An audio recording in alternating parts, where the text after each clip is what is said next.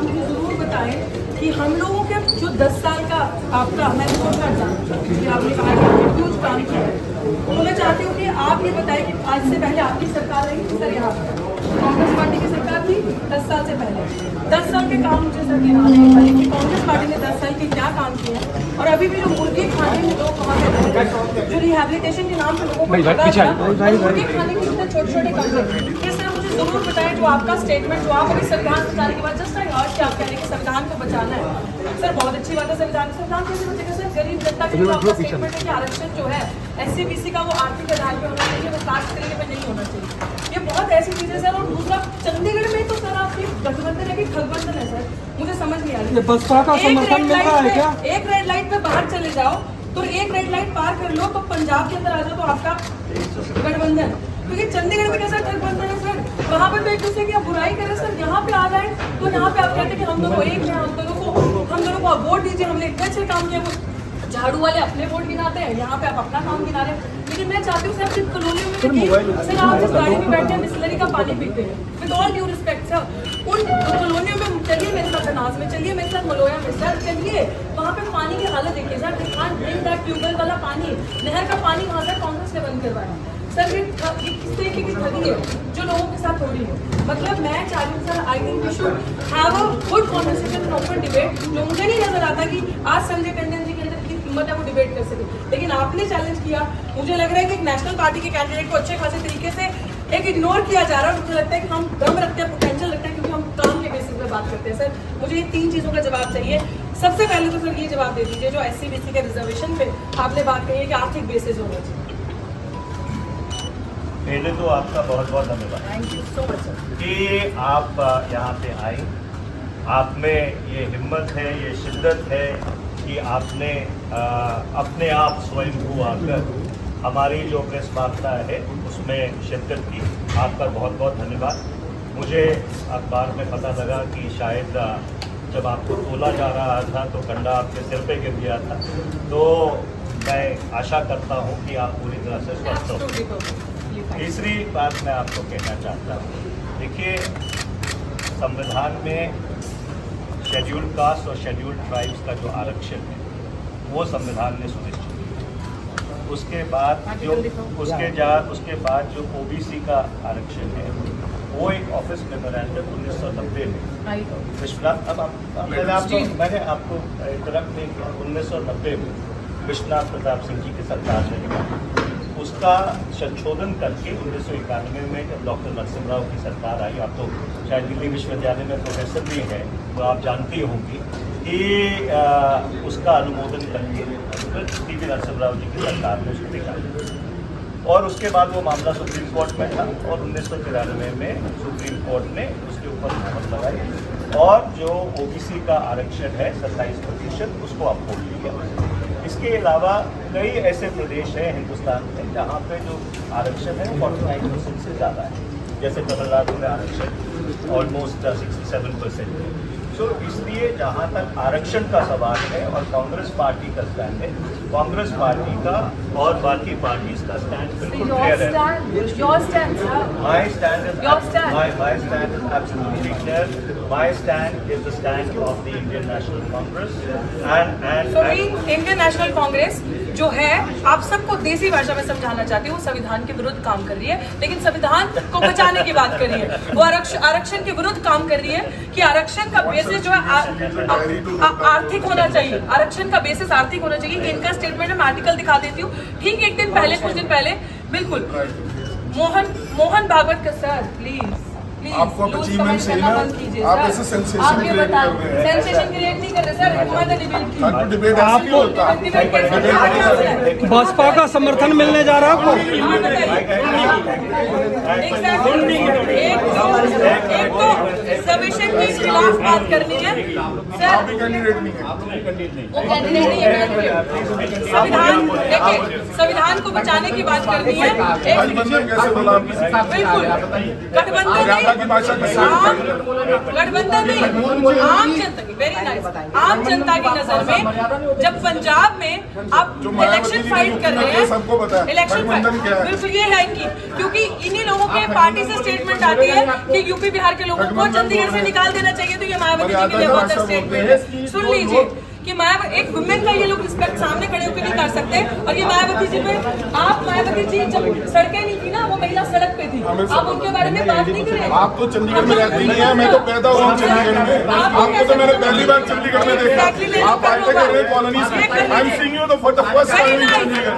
ये लोग चंडीगढ़ में रहते हैं, लेकिन चंडीगढ़ की ये लोग चंडीगढ़ के 110 सेक्टर में रहते हैं, चंडीगढ़ की कॉलोनी में नहीं रहते, चंडीगढ़ की बस्तियों में ये लोग नहीं रहते। ये लोग, इन लोगों ने हमें देखा अभी, ये लोग गठबंधन की बातें करते हैं, लेकिन एक्चुअली अगर हम ठगबंधन इसको कह रहे हैं तो इनको दर्द हो रहा है, because they have never worked, plan का लागू नहीं किया मैडम अभी तक, काम नहीं किया है। तो अभी सिचुएशन ये है कि बहन जी पे टिप्पणी करना, ऐसी सब प्लान अभी तक लागू नहीं किया। आसमान से आप ये बता दीजिए, आपकी सरकार रही थी, SC/ST सब प्लान से बता दीजिए क्यों लागू नहीं हुआ। आप बहन जी पे बात कर रहे हैं ना,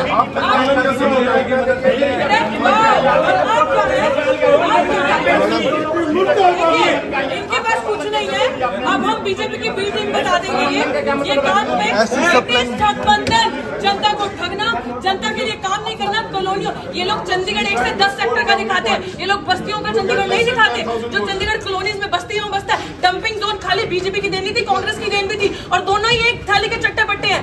दोनों ने गरीबों के लिए कुछ नहीं किया। अब गरीबों के लिए मात्र एक आरक्षण ऐसी चीज थी जिनका उनके साथ अपलिफ्टमेंट हो सकता है, वो सोशली ऑप्रेस्ड, जो बैकवर्ड रह गए, जिनका सदियों से अत्याचार हुआ, जिनके साथ जिनका शोषण हुआ, उनको एक ऊपर उठने के लिए मात्र एक अपॉर्चुनिटी मिली।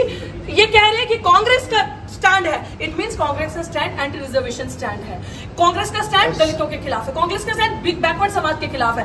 गिनती करो का ड्रामा करके ये लोग अब ये दिखा रहे हैं कि हम लोग एंटी इन सारी चीजों के हैं। बहन जी पर टिप्पणी करना बदर, इनके पास और कुछ नहीं है, मुद्दों में बात नहीं करेंगे। चलो मेरे साथ उन बस्तियों में, जिन बस्तियों में मैं जा रही हूँ, लोग रो रहे हैं स्किन डिजीजेस से, जो डंपिंग जोन बना है यहाँ पे डिड्डू माजरा के पास, लोग रो रहे हैं सांस की बीमारी से, लोगों के पास गंदा पानी, ट्यूबवेल का पानी पी रहे, नहर का पानी किसने नहीं दिया। These are the issues.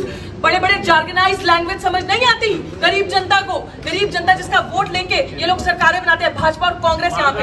और मैं क्यों ना कहूँ मालिकाना अधिकार इतनी देर से, सुनिए, मैं क्यों ना कहूँ ये ठगबंधन, जनता को ठग नहीं रहे और क्या हो रहा है। मैडम मैडम ऐसे सब प्लान क्या लागू किया मैडम?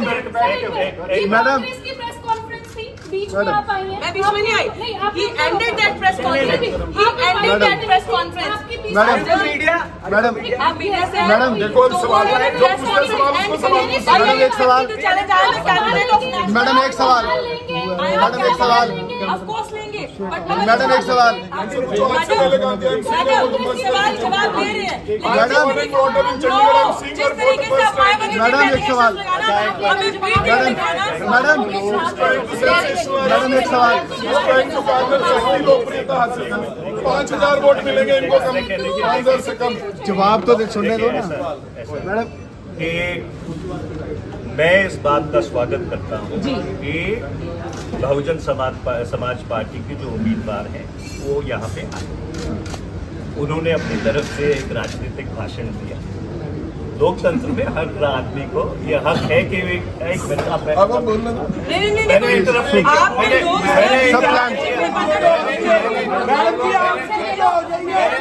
मैडम जी आप चुप तो हो जाइए, मैडम जी आप चुप तो हो जाइए, मैडम जी उनकी बात को सुनो कीजिए, सवाल पूछ रहे हैं ना, सवाल पूछ रहे हैं ना, आप चुप तो हो जाइए, उसकी बात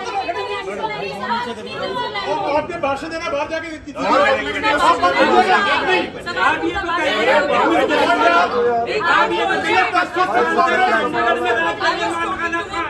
कांग्रेस बताइए कहाँ मालिकाना दे के गई है? अरे उनको सुनने दो।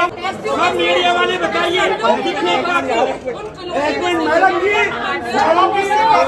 बात लग रही है, उनको रखने दीजिए, मैडम उनको रखने दीजिए, मैडम उनको रखने दीजिए, आपने रख लीजिए मैडम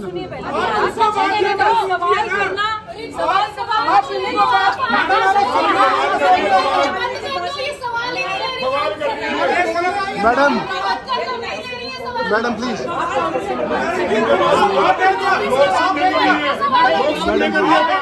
मैडम सुनिए, हम अप्रिशिएट करते हैं आप यहाँ पर आए, लेकिन आंसर तो लेने दीजिए।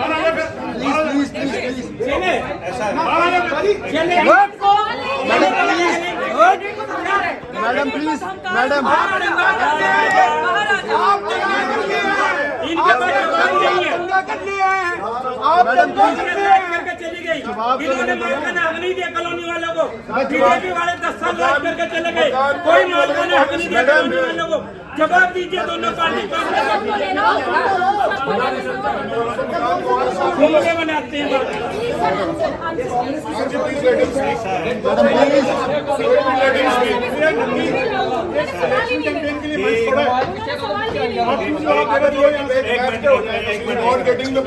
Madam please Bahujan Samaj party की उम्मीदवार यहाँ पर हमारी प्रेस कॉन्फ्रेंस में हम उनका स्वागत करते हैं। लोकतंत्र में हर व्यक्ति को मैं साफ तौर पर ये कहना चाहता हूँ कि जो पूरी इंडिया अलायंस है वो भारत के संविधान को बचाने की लड़ाई लड़ रही है। ये लड़ाई लड़ रही है कि 2024 इस मुल्क का आखिरी चुनाव नहीं होना चाहिए। जिस आधार पर ये मुल्क काबिज है, जिसको अंग्रेजी में आइडिया ऑफ इंडिया कहते हैं, उस आइडिया ऑफ इंडिया को और सुदृढ़ बनाया जाना चाहिए। पिछले 10 वर्ष में यहाँ पे भारतीय जनता पार्टी की सत्ता रही है। अगर कोई जवाबदार है तो भारतीय जनता पार्टी जवाबदार है। उनकी 4 इंजन की सरकार रही, ऊपर गृह मंत्री, नीचे राज्यपाल, उनके 10 साल से सांसद, 8 साल उनका कॉरपोरेशन के ऊपर कब्जा, और पिछले 10 वर्ष में चंडीगढ़ का कोई विकास नहीं। अगर यहाँ पे लोगों को कॉलोनीज में रीसेटल किया गया, वो काम कांग्रेस पार्टी ने किया। अगर यहाँ पे हाउसिंग बोर्ड के मकान दिए गए, वो भी कांग्रेस के जमाने में हुआ था। और इससे अगर मैं पीछे जाऊं, ये पंडित जवाहरलाल नेहरू की कल्पना थी कि जब वो यहाँ पे आए और ये इस चंडीगढ़ शहर की जो सबसे आधुनिक शहर है पूरे हिंदुस्तान में, उसकी संरचना की गई। तो इसलिए जब से चंडीगढ़ बसा है तब से लेकर आज तक चंडीगढ़ के संदर्भ में कांग्रेस पार्टी की इंडिया अलायंस की जो उपलब्धियां हैं वो अनेकों हैं, जो अगर मैं गिनाना शुरू कर दूं तो शाम के 6 बज जाएंगे।